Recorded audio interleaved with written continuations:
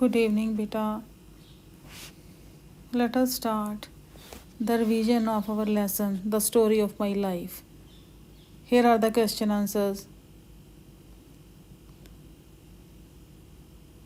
These are objective type question answer actually. So, first question, according to Helen Keller, what was the most important day in all her life?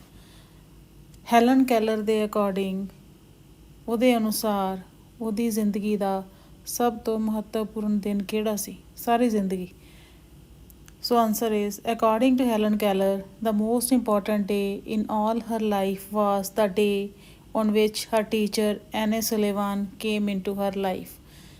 ਜਦੋਂ ਉਸਦੀ teacher Anne ਸੁਲੇਵਾਨ ਉਸਦੀ life ਦੇ ਵਿੱਚ ਆਈ ਤਾਂ ਇਹ ਉਸਦੇ ਲਈ ਸਭ ਤੋਂ ਮਹੱਤਵਪੂਰਨ ਦਿਨ ਸੀ ਉਹਦੀ ਜ਼ਿੰਦਗੀ ਦਾ। ਨੈਕਸਟ ਕੁਐਸਚਨ ਹੈ ਆਪਣਾ, ਹੂ ਵਾਜ਼ ਐਨੀ ਮੈਨਸਫੀਲਡ ਸੁਲੇਵਾਨ? ਐਨੀ ਮੈਨਸਫੀਲਡ ਸੁਲੇਵਾਨ ਕੌਣ ਸੀ? Options are Helen's mother, Helen's teacher, Helen's sister, Helen's cousin. So the answer is Helen's teacher. ਤਾਂ ਐਨੇ ਸੁਲੇਵਾਨ ਜੋ ਸੀ ਉਸਦੀ ਟੀਚਰ ਸੀ। Third question, how old was Helen Keller when Anne Mansfield Sullivan came to her house?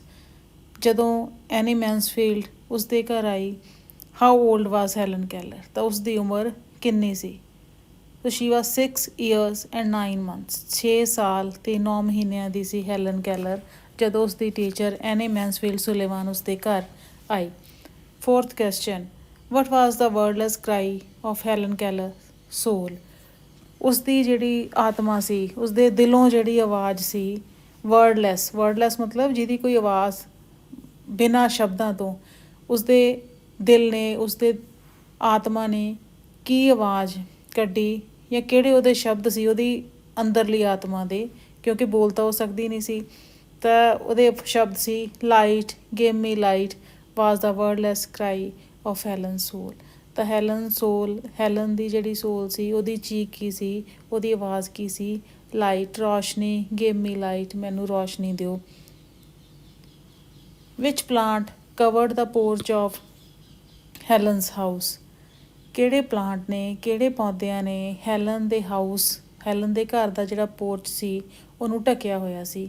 ਰੋਜ਼ਿਸ, lilies, honeysuckle, ivy. Answer is honeysuckle plant ਸੀ ਜਿਸ ਨੇ porch ਨੂੰ cover ਕੀਤਾ ਹੋਇਆ ਸੀ। Next question, who had sent the doll for Helen ਦੇ ਲਈ ਜਿਹੜੀ ਗੁੱਡੀ ਸੀ, ਡੋਲ ਸੀ, ਕਿਸ ਨੇ ਭੇਜੀ ਸੀ?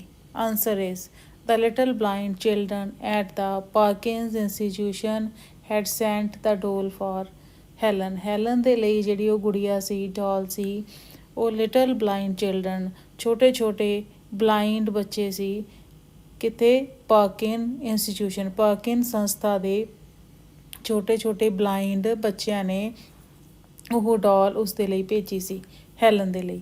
Seventh question, name the first word miss Sullivan taught Helen ਨੂੰ ਮਿਸਿਸ ਸੁਲੇਵਾਨ ਨੇ ਪਹਿਲਾ ਸ਼ਬਦ ਕਿਹੜਾ ਪਹਿਲਾ ਸ਼ਬਦ ਉਹਨੂੰ ਪੜ੍ਹਾਇਆ? Answer, doll, DOLL। ਇਹ ਉਹਨੇ ਹੱਥ 'ਤੇ ਸਪੈਲ ਕੀਤਾ ਸੀ, ਲਿਖਿਆ ਸੀਗਾ। ਫਸਟ ਉਹਨੇ D ਲਿਖਿਆ, ਫਿਰ O ਲਿਖਿਆ, ਫਿਰ L ਲਿਖਿਆ, ਫਿਰ L ਲਿਖਿਆ, ਅਤੇ ਇਸ ਤਰੀਕੇ ਨਾਲ ਡੋਲ ਜਿਹੜਾ ਸ਼ਬਦ ਸੀ ਇਹ ਉਹਦੇ ਹੱਥ 'ਤੇ ਲਿਖਿਆ ਗਿਆ ਸੀ। ਪਹਿਲਾ ਸ਼ਬਦ ਮਿਸਿਸ ਸੁਲੇਵਾਨ ਨੇ ਉਸਨੂੰ ਪੜ੍ਹਾਇਆ ਸੀ। Helen dash on the floor? Helen ਨੇ ਕਿਹੜੀ ਚੀਜ਼ ਸੀਗੀ ਜਿਹੜੀ ਉਹ ਫਰਸ਼ 'ਤੇ ਸੁੱਟਦੀ ਸੀਗੀ? The doll, the mug, the cup, the book. Fill in the blanks ਹੈ, ਤਾਂ ਸੋ ਦਾ ਡੋਲ ਉਹਨੇ ਸੁੱਟਦੀ ਸੀ। Ninth question, at first Helen could not tell the difference between mug and water? ਪਹਿਲਾਂ ਕਹਿੰਦੇ ਜਿਹੜੀ ਹੈਲਨ ਸੀ ਮੱਗ ਅਤੇ ਵਾਟਰ ਦੇ ਵਿੱਚ ਉਹ ਫਰਕ ਨਹੀਂ ਕਰ ਸਕੀ। ਇਹ ਗੱਲ ਟਰੂ ਹੈ ਜਾਂ ਫਾਲਸ, ਸਹੀ ਹੈ ਗਲਤ ਹੈ? ਸੋ ਦਿਸ ਇਜ਼ ਟਰੂ, ਨਹੀਂ ਕਰ ਸਕਦੀ ਸੀ ਉਹ ਫਰਕ, ਉਹਨੂੰ ਨਹੀਂ ਪਤਾ ਲੱਗਦਾ ਸੀ ਵੀ ਮੱਗ ਹੈ ਕਿ ਪਾਣੀ ਹੈ। ਮੱਗ ਦੇ ਵਿੱਚ ਪਾਣੀ ਹੁੰਦਾ, ਦੇਖ ਹੋ ਸਕਦੀ ਨਹੀਂ ਸੀ, ਸੁਣ ਹੋ ਸਕਦੀ ਨਹੀਂ ਸੀ, ਹੱਥ 'ਚ ਉਹਨੂੰ ਫੜਾ ਦਿੱਤਾ, ਫਿਰ ਉਹਨੂੰ ਇਹ ਨਹੀਂ ਪਤਾ ਲੱਗਦਾ ਵੀ ਮੱਗ ਦੀ ਪਰਿਭਾਸ਼ਾ ਕੀ ਹੈ ਅਤੇ ਵਾਟਰ ਕੀ ਹੈ। 10ਵਾਂ question, 10th question, at the well house the mystery of dash was revealed to Helen? ਜਦੋਂ ਵੈਲ ਹਾਊਸ ਗਏ ਉਹ ਸੁਲੇਵਾਨ ਦੇ ਨਾਲ ਗਈ ਸੀ ਹੈਲਨ। ਮਿਸਟਰੀ ਮੀਨਸ ਭੇਦ। ਕਿਹੜਾ ਭੇਦ ਸੀ ਜਿਹੜਾ dash was revealed to him, ਉਹਦੇ ਸਾਹਮਣੇ ਜ਼ਾਹਰ ਹੋਇਆ। ਇਹ ਫਿਲ ਇਨ ਦਾ ਬਲੈਂਕਸ ਹੈ। ਸਾਇੰਸ, ਲੈਂਗੁਏਜ, ਟੈਕਨੋਲੋਜੀ, ਲਵ। ਤਾਂ ਲੈਂਗੁਏਜ ਦਾ ਭੇਦ ਜਿਹੜਾ ਸੀਗਾ ਉਹਦੇ ਸਾਹਮਣੇ ਜ਼ਾਹਿਰ ਹੋਇਆ, ਕਿਉਂਕਿ ਇੱਥੇ ਉਹਨੂੰ ਪਹਿਲਾਂ ਮੱਗ ਅਤੇ ਵਾਟਰ ਦਾ ਪਤਾ ਨਹੀਂ ਸੀ। ਜਦੋਂ ਉਹਨੂੰ ਵੈਲ ਹਾਊਸ 'ਚ ਲੈ ਕੇ ਜਾਂਦੀ ਹੈ ਤਾਂ ਉੱਥੇ ਪਾਣੀ ਦਾ ਫੁਹਾਰਾ ਉਹਦੇ ਹੱਥ 'ਤੇ ਜਦੋਂ ਪੈਂਦਾ ਹੈ ਤਾਂ ਉਹਨੂੰ ਠੰਡਾ ਠੰਡਾ ਲੱਗਦਾ ਹੈ। ਉਦੋਂ ਇਹ ਉਹਨੂੰ ਭੇਦ ਪਤਾ ਲੱਗਦਾ ਹੈ ਵੀ ਐਕਚੁਅਲੀ ਜਿਹੜੀ ਆਹ ਚੀਜ਼ ਠੰਡੀ ਠੰਡੀ ਧਾਰ ਬਣ ਕੇ ਉਹਦੇ ਹੱਥ 'ਤੇ ਪੈ ਰਹੀ ਹੈ, that is it is water. ਤਾਂ ਫਿਰ ਉਹਨੂੰ ਪਤਾ ਲੱਗਿਆ ਵੀ ਮੱਗ ਉਹ ਹੈ ਜਿਹਦੇ ਵਿੱਚ ਵਾਟਰ ਪਾਇਆ ਹੋਇਆ ਹੈ, ਅਤੇ ਮੱਗ ਅਤੇ ਵਾਟਰ ਦਾ ਜਿਹੜਾ ਉਹਨੂੰ ਗੱਲ ਸੀ ਉਹ ਪਤਾ ਲੱਗੀ। ਤਾਂ ਇੱਥੇ ਉਹਨੂੰ ਫਿਰ ਕੀ ਹੋਇਆ, ਲੈਂਗੁਏਜ, ਭਾਸ਼ਾ ਦਾ ਪਤਾ ਲੱਗਿਆ ਵੀ ਮੱਗ ਅਤੇ ਵਾਟਰ ਇਹਦੀ ਭਾਸ਼ਾ ਕੀ ਹੈ। ਮਤਲਬ ਇਹ ਭਾਸ਼ਾ ਦਾ ਫਰਕ ਹੈ, ਮੱਗ ਅਤੇ ਵਾਟਰ। ਮਹਿਸੂਸ ਉਹਨੇ ਕੀਤਾ ਵੀ ਵਾਟਰ ਕੀ ਹੈ ਅਤੇ ਮੱਗ ਕੀ ਹੈ। ਇਹ ਲੈਂਗੁਏਜ ਦੀ ਜਿਹੜੀ ਮਿਸਟਰੀ ਸੀ ਉਹਦੇ ਸਾਹਮਣੇ ਇਹਦਾ ਭੇਦ ਖੁੱਲ੍ਹਿਆ। ਨੇਮ ਐਨੀ 2 words that the narrator's teacher made her learn. Name any 2 words, 2 ਸ਼ਬਦ ਦੱਸੋ ਕੋਈ ਵੀ that the narrator's teacher made her learn. ਉਹਨੇ 2 ਸ਼ਬਦ ਉਹਨੂੰ ਕਿਹੜੇ ਸਿਖਾਏ? ਆਨਸਰ ਇਜ਼ ਡਾਲ ਅਤੇ ਪਿਨ। ਇਹ 2 ਸ਼ਬਦ ਉਹਨੇ ਪਹਿਲਾਂ ਉਹਨੂੰ ਸਿਖਾਏ। 12th ਕੁਐਸਚਨ ਆ ਗਿਆ, ਹੂ ਹੈਡ ਡਰੈਸਡ ਦ ਡਾਲ ਵਿਚ ਐਨੇ ਸੁਲੇਵਾਨ ਗੇਵ ਹੈਲਨ ਕੈਲਰ। ਤਾਂ ਹੈਲਨ ਕੈਲਰ ਨੇ ਹੈਲਨ ਕੈਲਰ ਨੂੰ ਜਿਹੜੀ ਐਨੇ ਸੁਲੇਵਾਨ ਨੇ ਡਾਲ ਦਿੱਤੀ ਸੀ, ਹੂ ਹੈਡ ਡਰੈਸਡ ਦਾ ਡਾਲ, ਉਸਨੂੰ ਕਿਹਨੇ ਡਰੈਸਅਪ ਕੀਤਾ ਸੀ, ਕਿਹਨੇ ਬਣਾਇਆ ਸੀ? The little blind children at Perkins institution, Laura Bridgman, Laura Trump, none of the above. ਇਹਨਾਂ 'ਚੋਂ ਕਿਹਨੇ ਬਣਾਇਆ ਸੀ ਜਾਂ ਕਿਸੇ ਨੇ ਵੀ ਨਹੀਂ? ਤਾਂ ਲਾਰਾ ਬ੍ਰਾਈਡਮੈਨ ਨੇ ਉਹਨੂੰ ਬਣਾਇਆ ਸੀ। ਡਰੈਸਅਪ ਮਤਲਬ ਉਹਨੇ ਕੀਤੀ ਸੀ, ਅਤੇ ਲਿਟਲ ਬਲਾਈਂਡ ਚਿਲਡਰਨ ਨੇ ਤਾਂ ਉਸਨੂੰ ਇਹ ਭੇਜੀ ਸੀ। ਡਰੈਸਅਪ ਕਿਹਨੇ ਕੀਤਾ ਸੀ ਉਹਨੂੰ? ਲਾਰਾ ਬ੍ਰਾਈਡਮੈਨ ਨੇ। ਨੈਕਸਟ ਬੇਟੇ ਆਪਣੀ ਆ ਗਈ ਪੋਇਮ ਹੈ father returning home. So let us revise these questions of father returning home. Who has written the poem father returning home? किसने लिखी है poem father returning home? Dilip चित्र, दिलीप सेन, रविंद्रनाथ टैगोर, शिव के कुमार। दिलीप चित्र ने यह पोएम ਜਿਹੜੀ ਹੈ ਉਹ ਲਿਖੀ ਹੈ। Next question, now I can see him getting off the train like a word dropped from a long sentence. Which figure of speech has been used in the above line? Poem ਦੇ ਵਿੱਚੋਂ line ਲਈ ਗਈ ਹੈ, now I can see him getting off the train like a word dropped from a long sentence. ਉਸਨੇ ਕਿਹਾ ਕਿ ਮੈਂ ਦੇਖ ਸਕਦੀ ਹਾਂ ਕਿ ਉਸਦਾ ਫਾਦਰ ਕਿਵੇਂ ਟ੍ਰੇਨ ਦੇ ਵਿੱਚੋਂ ਉਤਰਦਾ, ਬਿਲਕੁਲ ਉਸ ਤਰ੍ਹਾਂ ਜਿਵੇਂ ਇੱਕ ਸ਼ਬਦ ਹੈ ਜਿਹੜਾ ਉਹ ਇੱਕ ਲੰਮੇ ਸੈਂਟੈਂਸ ਦੇ ਵਿੱਚੋਂ ਡਿੱਗ ਪਿਆ ਹੋਵੇ, drop. Which figure of speech has been used. ਤਾਂ ਇਸ ਲਾਈਨ ਦੇ ਵਿੱਚ ਕਿਹੜੀ ਫਿਗਰ ਆਫ ਸਪੀਚ ਹੈ ਜਿਹੜੀ ਉਹ ਯੂਜ਼ ਕੀਤੀ ਹੈ? Answer is ਸਿਮਲੀ।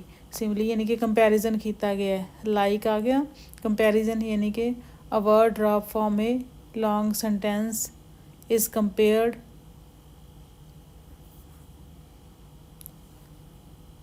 to his father who get off from the train.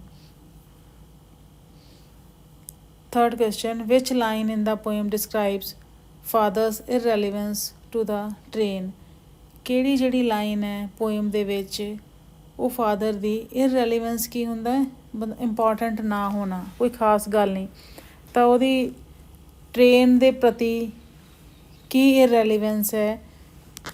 ਕਿਹੜੀ ਲਾਈਨ ਇਹ ਆਪਾਂ ਨੂੰ ਦੱਸਦੀ ਹੈ ਵੀ ਉਹਨੂੰ ਟ੍ਰੇਨ ਬਾਰੇ ਕੋਈ ਗੱਲ ਇੰਪੋਰਟੈਂਟ ਨਹੀਂ ਲੱਗਦੀ, ਕੋਈ ਉਹਦਾ ਧਿਆਨ ਨਹੀਂ ਟ੍ਰੇਨ ਵਾਲੇ ਪਾਸੇ, ਵੀ ਟ੍ਰੇਨ 'ਚ ਉਹ ਚੜ੍ਹਿਆ, ਟ੍ਰੇਨ 'ਚੋਂ ਉਤਰ ਰਿਹਾ, ਵੀ ਉਹਦਾ ਇਸ ਵੱਲ ਕੋਈ ਧਿਆਨ ਨਹੀਂ ਸੀ, ਕੋਈ ਉਹਨੂੰ ਇਹ ਗੱਲ ਮਹੱਤਵਪੂਰਨ ਨਹੀਂ ਲੱਗ ਰਹੀ ਸੀ। ਤਾਂ answer, now I can see him getting off the train like a word dropped from a long sentence. ਤਾਂ ਜਦੋਂ ਇਹ ਪੋਇਟ ਆਪਾਂ ਨੂੰ ਦੱਸਦੇ ਹੈ ਕਿ ਉਹ ਟ੍ਰੇਨ ਦੇ ਵਿੱਚੋਂ ਇੱਦਾਂ ਉਤਰਿਆ ਜਿਵੇਂ ਕਿ ਇੱਕ ਲੌਂਗ ਸੈਂਟੈਂਸ ਦੇ ਵਿੱਚੋਂ, ਇੱਕ ਲੰਮੇ ਵਾਕ ਦੇ ਵਿੱਚੋਂ ਕੋਈ ਸ਼ਬਦ ਡਿੱਗ ਪਿਆ ਹੋਵੇ। ਤਾਂ ਇਸ ਕਰਕੇ ਇਹ ਲਾਈਨ ਹੈ ਜਿਹੜੀ ਉਹ ਸ਼ੋਅ ਕਰਦੀ ਹੈ ਕਿ ਫਾਦਰ ਕਿੰਨਾ ਇਰਰੈਲੀਵੈਂਟ ਸੀ ਟ੍ਰੇਨ ਬਾਰੇ।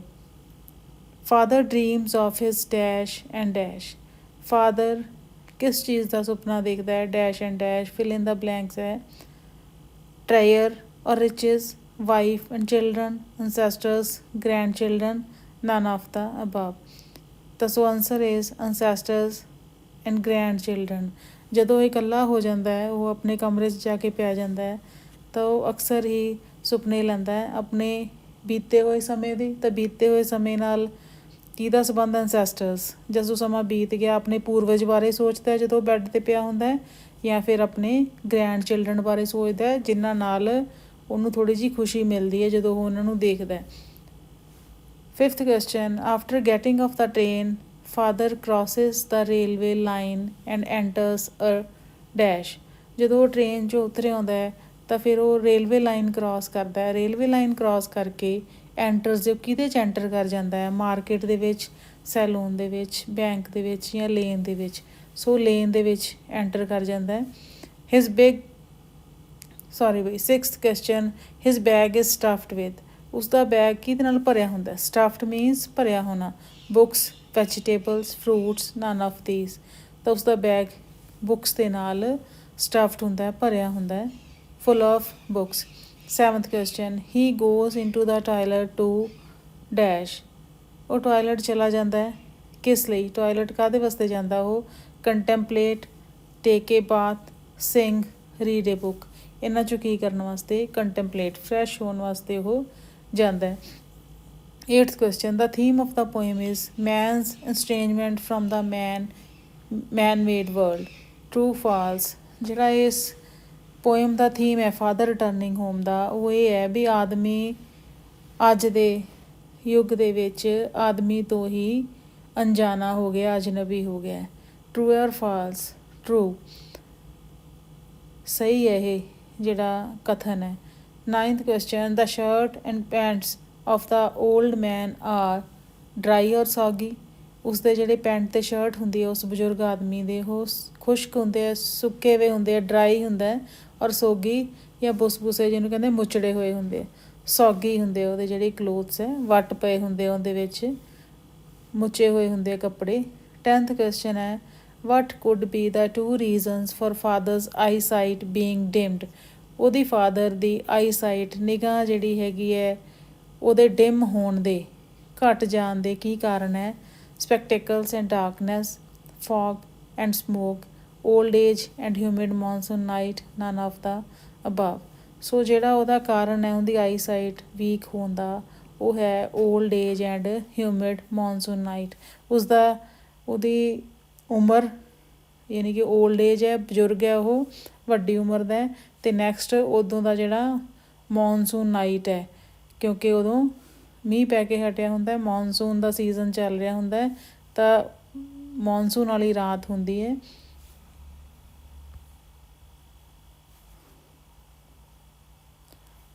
ਨੈਕਸਟ ਹੈ ਬਈ ਆਪਣੇ ਡਿਟਰਮੀਨਰਸ।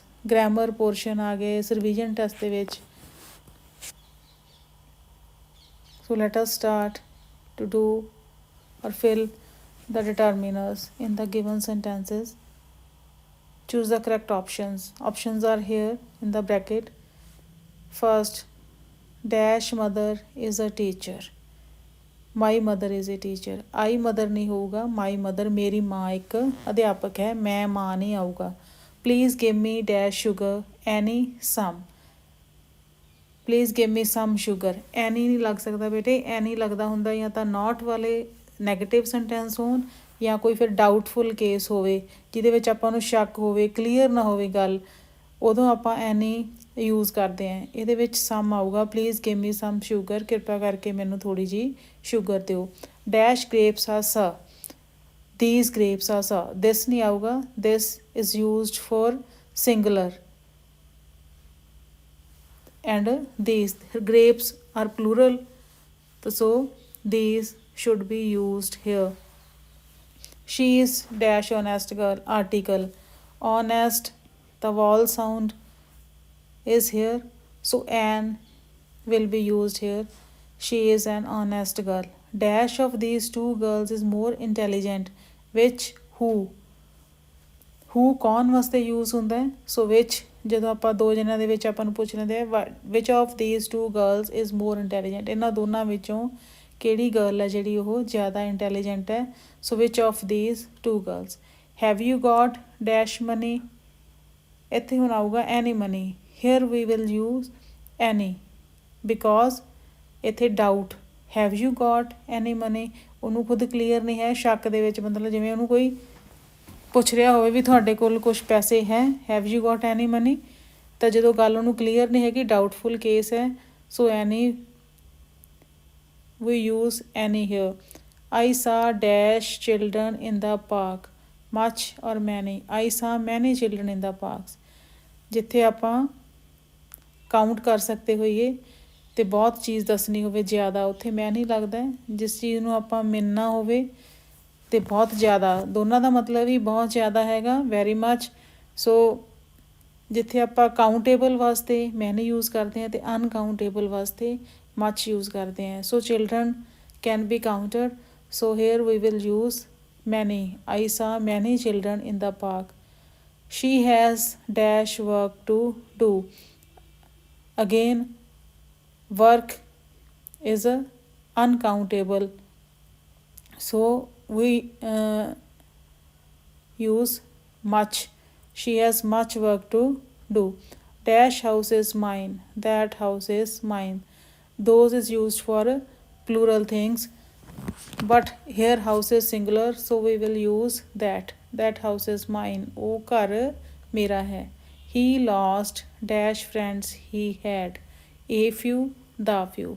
a few ਬਹੁਤ ਘੱਟ ਚੀਜ਼ਾਂ ਦੇ ਲਈ ਆਪਾਂ ਯੂਜ਼ ਕਰਦੇ ਹਾਂ, ਕਾਊਂਟੇਬਲ ਦੇ ਲਈ ਹੀ। the few ਨਾ ਮਾਤਰ, ਆਲਮੋਸਟ ਨਥਿੰਗ, ਸਾਰਾ ਕੁਝ ਜਦੋਂ ਖਤਮ ਹੋ ਜੇ। he lost dash friends he had, ਮਤਲਬ ਉਸਦੇ ਜਿੰਨੇ ਵੀ ਫਰੈਂਡ ਸੀ ਉਹ ਸਾਰਿਆਂ ਨੂੰ ਉਹਨੇ ਗਵਾ ਦਿੱਤਾ। So here we will use the few. He lost the few friends he had. Dash sun rises in the east, special ਚੀਜ਼ ਜਾਂ ਜਿਹੜੀ ਇੱਕ ਚੀਜ਼ ਹੋਵੇ ਵਰਲਡ ਦੇ ਯੂਨੀਵਰਸ ਦੇ ਵਿੱਚ ਕਹਿ ਲਓ, ਵਰਲਡ ਦੇ ਵਿੱਚ ਕਹਿ ਲਓ, ਤਾਂ ਉੱਥੇ ਆਪਾਂ ਕੀ ਯੂਜ਼ ਕਰਦੇ ਹਾਂ, ਦਾ ਡੈਫੀਨੇਟ ਆਰਟੀਕਲ ਯੂਜ਼ ਹੁੰਦਾ ਹੈ। ਦਾ ਸਨ ਰਾਈਜ਼ਿਸ ਇਨ ਦਾ East. The teacher gave dash of the students a piece of cake, each every। The teacher ਨੇ ਹਰੇਕ ਸਟੂਡੈਂਟ ਨੂੰ ਇੱਕ ਪੀਸ ਕੇਕ ਦਾ ਦਿੱਤਾ। So here we will use each word। The teacher gave each of the student a piece of cake। Ram's brother is dash NCC cadet। ਇੱਥੇ ਜੇ ਤੁਸੀਂ ਦੇਖੋਗੇ N ਪਾਇਆ ਹੋਇਆ ਹੈ, ਪਰ ਇਹਦੇ 'ਚ ਵੌਲ ਸਾਊਂਡ ਹੈ, ਐਨ ਤੋਂ ਸ਼ੁਰੂ ਹੁੰਦਾ ਹੈ। ਸੋ ਇੱਥੇ ਆਰਟੀਕਲ ਦੇ ਵਿੱਚੋਂ ਐਨ ਆਰਟੀਕਲ ਯੂਜ਼ ਹੋਊਗਾ। Ram's brother is an NCC cadet. Could you pass me dash salt please the a. ਜਦੋਂ ਆਪਾਂ ਕੋਈ ਚੀਜ਼ ਜਿਹੜੀ ਪਹਿਲਾਂ ਮੈਂਸ਼ਨ ਕੀਤੀ ਗਈ ਹੋਵੇ ਅਤੇ ਉਹਨੂੰ ਆਪਾਂ ਉਹਦੇ ਬਾਰੇ ਗੱਲ ਕਰਨੀ ਹੋਵੇ ਤਾਂ ਫਿਰ ਆਪਾਂ ਦਾ ਇਨਡੈਫੀਨਿਟ ਜਿਹੜਾ ਆਰਟੀਕਲ, ਡੈਫੀਨਿਟ ਆਰਟੀਕਲ ਹੈ, ਉਹਨੂੰ ਯੂਜ਼ ਕਰਦੇ ਹਾਂ। Could you pass me the salt please. Could you pass me the salt please, salt ਉੱਥੇ ਪਹਿਲਾਂ ਪਿਆ ਸੀਗਾ ਅਤੇ ਉਹਨਾਂ ਨੂੰ ਪਤਾ ਹੈ, ਸੋ ਇਸ ਕਰਕੇ ਉਹਨਾਂ ਨੂੰ ਪਤਾ ਹੀ ਹੈ ਵੀ ਕਿਹੜੇ ਸਾਲਟ ਦੀ ਗੱਲ ਹੋ ਰਹੀ ਹੈ। ਜਦੋਂ ਬੰਦੇ ਨੂੰ ਇਹ ਕਲੀਅਰ ਹੁੰਦਾ ਹੈ ਵੀ ਇਸ ਚੀਜ਼ ਦੀ ਗੱਲ ਹੋ ਰਹੀ ਹੈ, ਤਾਂ ਉਦੋਂ ਫਿਰ ਆਪਾਂ ਦਾ ਜਿਹੜਾ ਡੈਫੀਨੇਟ ਆਰਟੀਕਲ ਹੈ ਉਹਨੂੰ ਇੱਥੇ ਯੂਜ਼ ਕਰਾਂਗੇ। Could you pass me the salt please. Is this dash umbrella. Is this her umbrella or is this she umbrella. ਅਤੇ ਸ਼ੀ ਨਹੀਂ ਤੁਸੀਂ ਯੂਜ਼ ਕਰੋਗੇ, ਇੱਥੇ ਹਰ ਪ੍ਰੋਨਾਊਨ ਹਰ ਯੂਜ਼ ਹੋਊਗਾ, ਪੋਜ਼ੈਸਿਵ ਫੋਰਮ ਯੂਜ਼ ਹੋਊਗੀ। ਇਜ਼ ਦਿਸ ਹਰ ਅੰਬਰੇਲਾ, ਕੀ ਇਹ ਉਸ ਦਾ ਅੰਬਰੇਲਾ ਹੈ, ਕੀ ਇਹ ਉਹ ਅੰਬਰੇਲਾ ਨਹੀਂ ਕਹਾਂਗੇ ਆਪਾਂ, ਕੀ ਇਹ ਉਸ ਦਾ ਅੰਬਰੇਲਾ ਹੈ। ਸੋ ਇਸ ਕਰਕੇ ਇੱਥੇ ਹਰ ਆਪਾਂ ਜਿਹੜਾ ਹੈਗਾ ਉਹ ਯੂਜ਼ ਕਰਾਂਗੇ। ਅੱਜ ਦੇ ਲਈ ਇੰਨਾ ਹੀ। Take care, bye bye, thank you ਬੇਟਾ।